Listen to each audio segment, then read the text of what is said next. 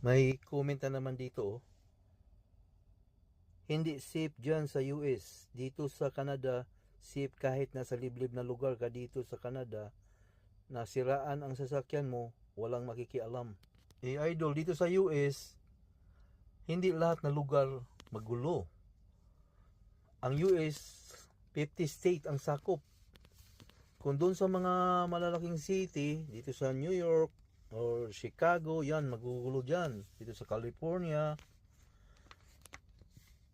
Nevada, Fort Worth, dyan, maraming mga crime dyan. Pero dito sa ibang state, walang gulo dito, tahimik. Dito sa amin, oh, tahimik. Itong yard namin, oh. Pakita ko sa iyo, ha.